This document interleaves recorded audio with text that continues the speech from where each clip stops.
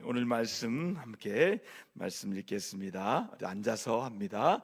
누가복음 24장 13에서 14절 읽으시고 건너뛰고 24에서 35절까지 말씀 함께 교독하겠습니다.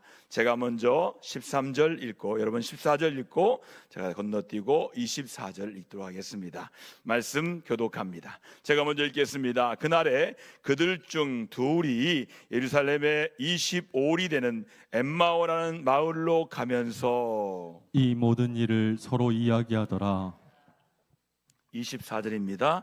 또 우리와 함께한 자 중 두어 사람이 무덤에 가 과연 여자들이 말한 바와 같음을 보았으나 예수는 보지 못하였느니라 하거늘 이르시되 미련하고 선지자들이 말한 모든 것을 마음에 더디 믿는 자들이여, 그리스도가 이런 고난을 받고 자기 영광을 들어가야 할 것이 아니냐 하시고 이에 모세와 모든 선지자의 글로 시작하여 모든 성경에 쓴 바 자기에 관한 것을 자세히 설명하시니라. 그들이 가는 마을에 가까이 가매 예수는 더 가려 하는 것 같이 하시니 그들이 강권하여 이르되 우리와 함께 유하사이다.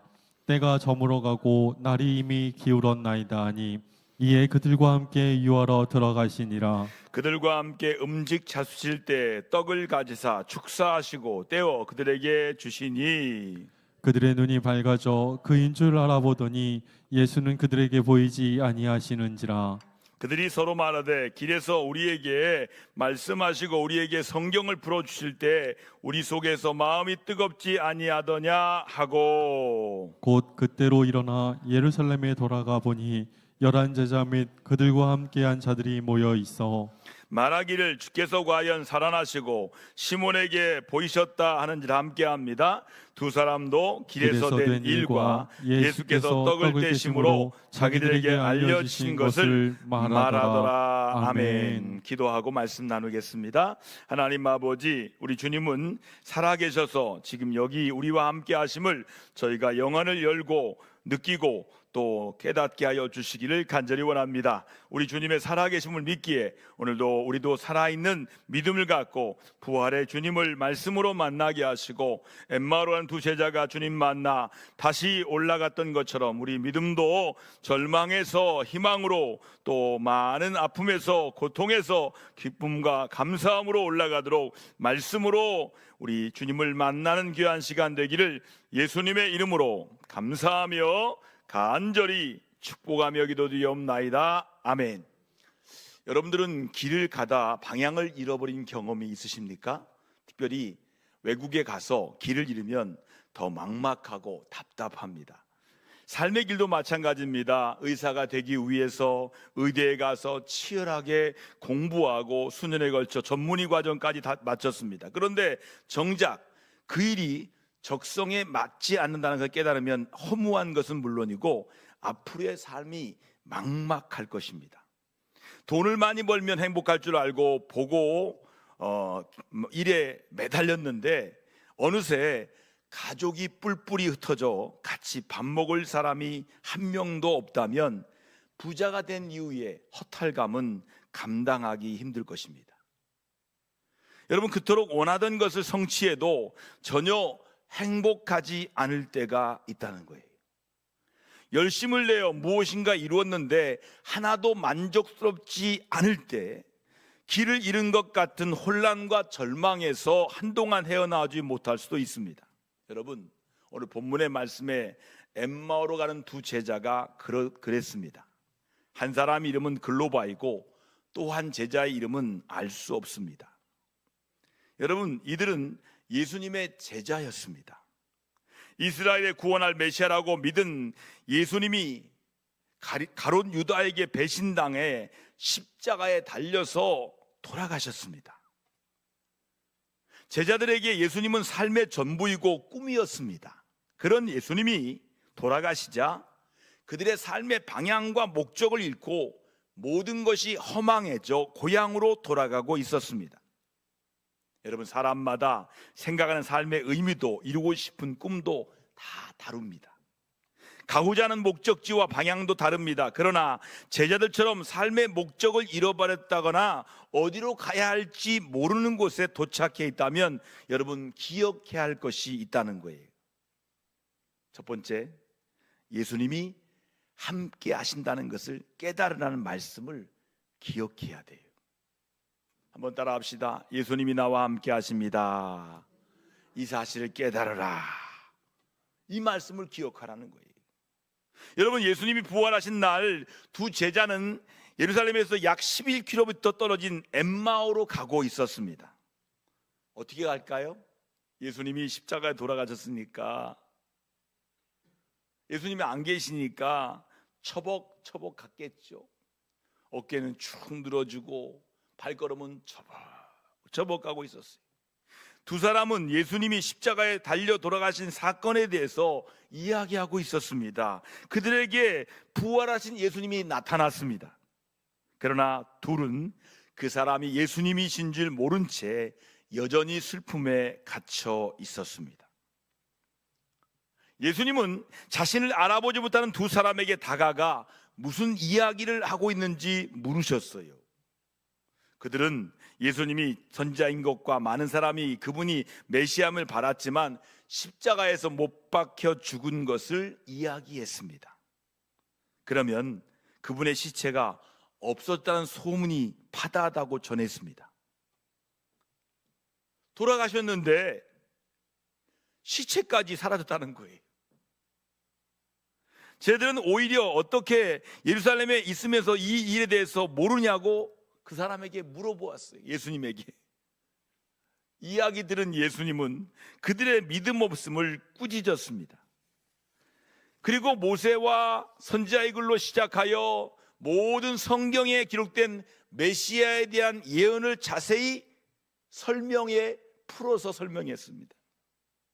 여러분, 그것들은 다름 아닌 예수님 자신에 대한 말씀이셨습니다. 모세 율법과 선지자의 글, 구약 성경을 가리킵니다. 예수님은 그분에 대한 구약의 예언을 설명하면서 메시아가 모든 사람의 죄를 대속하기 위해 죽고 부활해야 했음을 말씀하셨습니다. 구약의 모든 말씀이 그분 자신을 향한 것임을 설명해 주신 것입니다. 믿고 따르던 예수님의 죽음에 절망했던 제들 앞에 나타난 예수님은 친히 그분 자신에 대해서 말씀으로 증거하셨습니다. 주님 만나기 전까지만 해도 엠마오로 향하던 이 제자들의 발걸음은 천근처럼 무거웠을 것입니다. 아까 말씀드렸지만 어깨는 축 내려앉고 고개는 떨구고 발걸음은 무거워서 처벅처벅 걸었을 것입니다. 예수님이 돌아가셨으니 이제 모든 것이 끝났다고 생각했습니다. 그러나 이들의 생각은 완전히 틀렸습니다. 제자들처럼 삶의 방향을 잃고 방황할 때 깨달아야 할 가장 중요한 것은 그 절망의 순간에도 예수님이 함께 하신다는 사실입니다. 마음이 낙심과 슬픔으로 가득 찰 때가 있습니다. 그런 마음으로는 내 안에 계시는 예수님을 느끼기 어렵습니다. 삶이 버겁고 힘들어 예수님이 함께 하신 걸 느끼지 못할 때 여러분 이 말씀을 꼭 기억하시고 붙들시기 바랍니다. 자, 마태복음 28장 20절 같이 읽을까요? 시작. 내가 세상 끝날까지 너희와 항상 함께 있으리라 하시니라. 여러분 이 말씀이 기억나시기 바랍니다. 우리 느낌과 상관없이 예수님은 우리와 항상 함께 하십니다. 절망과 슬픔에 압도되어 예수님이 느껴지지 않을 때 바로 그때가 믿음으로 예수님을 다시 만나야 할 때입니다. 오늘 밤에 엠마오의 두 제자처럼 지정이 인격적으로 예수님을 진실로 만나시는 거룩한 밤 되기를 간절히 축복합니다. 두 번째 기억할 것이 뭐냐면 우리 예수님의 삶 가운데를 예수님을 삶 가운데 모셔라 이 말씀을 기억해야 된다는 거예요. 자, 한번 따라해 볼까요? 예수님을 나의 삶 속에 초청합니다. 여러분 삶 가운데 예수님을 모시세요. 여러분, 예수님과 두 제자가 엠마오로 도착했어요. 이 제자들은 예수님에게 날이 저물었으니까 뭐라고 합니까? 아이고, 자신의 집에 묵기를 권했습니다. 이때까지도 그들은 예수님을 알아보지 못했습니다. 어떻게 처음 보는 사람에게 자신의 집에서 묵으라고 청할 수 있는지 이해하기 어렵겠지만, 동행자에게 머물 곳과 음식을 권하는 것이 당시의 문화였기 때문에 크게 이상한 상황은 아니었습니다. 예수님은 이 제자들의 권유에 응해 그곳에 머물기로 하셨습니다. 이 제자들의 권유로 그 당시 문화이기도 했지만 예수님과 더 교제하고 싶은 마음도 있었습니다. 인생에서 길을 잃어버렸다면 예수님을 삶 가운데 모셔야 합니다. 쟤들이 예수님을 집에 모셨던 것처럼 말입니다. 그리고 그 안에 예수님과 교제를 누려야 됩니다.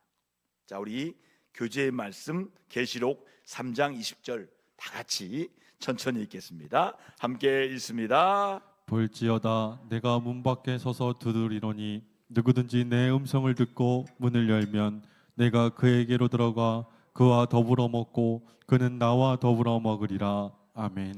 여러분, 이 말씀이 주님께서 우리에게 교제에 대한 말씀을 주신 거예요. 볼지어다, 주님이 먼저 놓고 하신다는 거예요.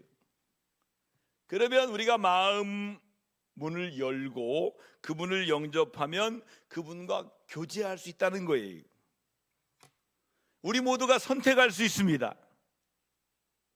예수님은 문 밖에 세워두든지 아니면 문 안으로 영접하든지, 예수님을 길에서 스친 모르는 사람으로만 알든가 아니면 귀한 손님으로 집안에 모시든가는 우리가 선택할 수 있습니다.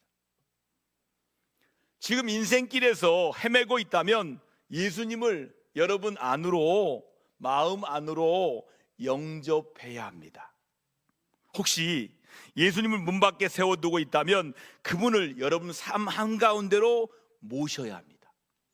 오늘 밤 여러분 마음의 문을 활짝 열고 여러분의 삶의 가운데로 우리 주님을 모셔드리시는 아주 귀한 시간 되기를 주님의 이름으로 축복합니다. 마지막 세 번째는 예수님을 주인으로 삼으라. 이 말씀을 기억해야 돼요.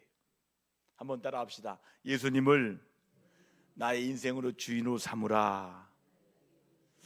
여러분, 예수님을 주인으로 삼는 사람들은 여러분이 어떤 사람이에요?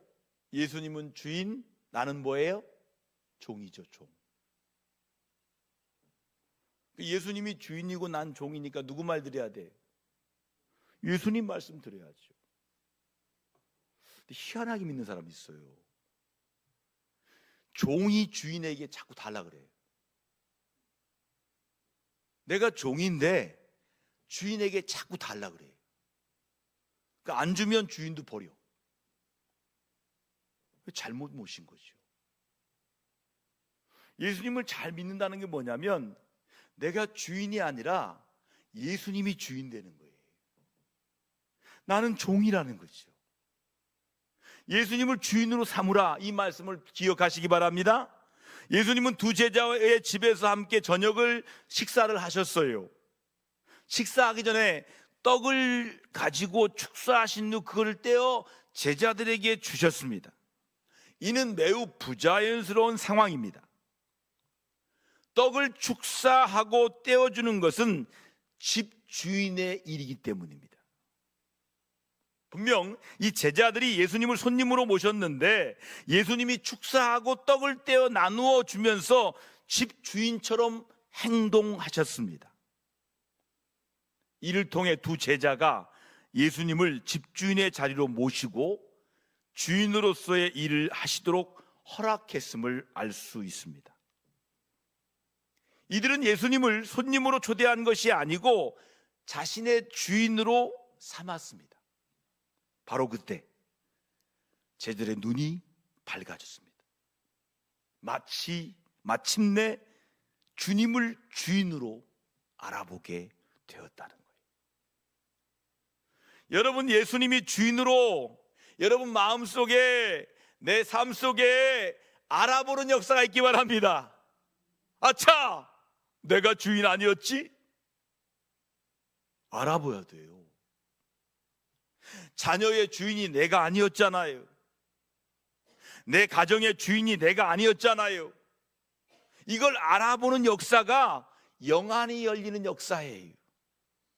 여러분, 예수님의 이 행동이 5,000명 먹이신 사건을 생각나게 했을 수도 있습니다. 그리고 제들과 마지막 만찬을 떠올렸을 수도 있습니다. 어쩌면 예수님의 손에서 못자국을 보았을 수도 있습니다.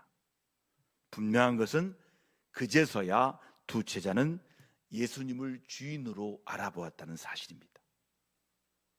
여러분, 내 삶의 주인이 누구입니까? 나는 정말 예수님을 주인으로 모셨습니까? 예수님을 길에서 만난 낯선 사람으로 여기고 있지는 않으십니까? 혹은 가끔 초대하는 어색한 손님 정도로 대접하는 것은 아닙니까? 여러분, 인생의 길에서 헤매고 있다면 지금 바로 예수님을 나의 삶의 주인으로 모셔야 합니다. 한번 따라합시다. 예수님을 나의 삶의 주인으로 모십니다. 여러분, 이건요, 전도할 때 한 번 쓰는 게 아니에요. 여러분이 전도할 때 영접기도 시키잖아요. 근데 그 기도가 나에게 적용돼야 돼요. 그 사람만 영접할 게 아니라 나도 예수님 내 삶의 주인으로 영접합니다. 매 순간마다 내 삶의 주인으로 예수님 영접합니다. 이렇게 모셔드려야 된다는 거예요. 부활하신 예수님을 알아본 후에 두 제자의 삶은 완전히 바뀌었습니다. 혼란스럽던 삶에 새로운 목적과 사명이 생겼어요. 그들은 즉시 일어납니다. 예루살렘으로 돌아갔습니다. 이게 분명한 목적지가 생긴 것입니다. 두 사람은 예루살렘에 도착해서 다른 제자들에게 예수님의 부활을 전했습니다. 예수님 부활했다. 한번 해봐요. 예수님 부활했다. 내가 만났다. 이렇게 전한 거예요. 예수님의 부활을 믿는 가장 분명한 증거는 부활을 전하는 것입니다. 내가 예수님을 믿는 가장 분명한 증거가 뭐예요? 예수님 부활했다고 전하는 거예요. 여러분, 두 제자는 엠마오를 떠나 예루살렘으로 돌아가서 11명의 제자와 또 다른 제자들을 만났습니다. 그들은 예수님이 부활했다는 사실을 전했습니다. 그리고 다른 제자들 역시 부활하신 예수님을 만났다고 증거했습니다. 여러분, 부활한 예수님은 우리 삶을 풍요롭게 하고 참된 가치를 알려주며 길이 되어 주신다는 거예요. 여러분, 세상은 우리에게 협박합니다. 뭐라고 협박합니까? 너 죽을래? 너 죽을래? 너 죽을래? 그러잖아요. 한번 따라합시다. 나 살래. 나 살아. 네가 죽여도 나 살아. 너 나 죽여도 나 살아. 나 부활해. 여러분, 많은 기독교인들이 너 죽을래? 해서 많이 죽었어요. 그런데 그들은요, 죽으면서도 부활을 믿었어요. 그래서 죽음 앞에 두려워하지 않았어요. 그래서 이 죽음을 이기신 부활의 주님이 증거되고 여기까지 온 거예요. 여러분, 세상은 우리를 협박합니다. 돈 갖다 협박하고요, 명예 갖다 협박합니다. 마치 그거 없으면 죽을 것 같이 우리 마음을 힘들게 합니다. 그러나 우리는 부활합니다. 할렐루야! 우리는 죽어도 부활합니다. 여러분, 예수님이 주인의 자리를 내어드리고 그분의 삶에 이루어질 이 부활의 기적들을 기대하시는 오늘 밤 기도 시간 되기를 주의 이름으로 축복합니다. 오늘 말씀을 깊이 묵상하시면서 기도하는 시간을 갖겠습니다. 피아노로 잔잔하게 끌어주면 제가 묵상 제목을 읽어드리면서 여러분 기도로 안내하겠습니다. 우리 함께 깊이 묵상하면서 기도하는 시간을 갖겠습니다. 인생의 길을 헤매지 않기 위해서는 두 제자가 경험했던 것처럼 예수님이 함께 하신 사실을 깨달아야 합니다. 삶의 방향을 잃었을 때 그 길 위에 홀로 덩그러니 서 있는 것처럼 느낄 수 있습니다. 그러나 예수님을 항상 함께 할 것이라고 약속하셨습니다. 예수님이 함께 하심에도 불구하고 그분을 내 삶에 밖에 둔 채로 살 수 있습니다. 내 마음의 문을 열어 이 시간 예수님을 모셔드리고 그분과의 교제를 누릴 수 있도록 기도하시기 바랍니다. 부활한 주님을 삶 한가운데 내 삶의 주인으로 삼으시기 바랍니다. 그분의 삶의 모든 영역들을 주관하시도록 허락하시는 기도를 드리시기 바랍니다. 그러면 주님이 나의 삶 가운데 이루시는 크고 작은 일들을 직접 보게 될 것입니다. 주인의 자리를 내어드린 사람만이 누릴 수 있는 눈부신 비밀이 있습니다. 그 놀라운 역사를 기대하면서 주님과 함께하는 삶의 시작을 위해서 이 시간 여러분 가슴에 손을 얹고 오늘 말씀을 의지하며 주님을 진정으로 주님으로 영접하는 기도를 함께 드리도록 하겠습니다. 함께 말씀 붙들고 기도할 때 가슴에 손을 얹고 기도하겠습니다. 하나님 아버지, 감사합니다. 오늘도 하나님께서 주의 종을 통해 말씀하신 말씀이 내 삶에 길이 되게 하여 주시고 이 삶 말씀대로 이루어지는 은혜가 있도록 축복하여 주시기를 간절히 원합니다. 하나님, 이 시간에 예수님이 나와 함께 하심을 늘 깨닫게 하여 주시고 예수님을 내 삶의 주인으로 모셔드리게 하여 주시고 날마다 예수님이 주인으로 삼는 나의 삶이 아니라 주님의 주인 되는 삶으로 살아갈 수 있도록 우리가 날마다 주님을 주인으로 영접함으로 말미암아 다시 사는 부활의 믿음으로 승리하도록 인도하여 주시옵소서.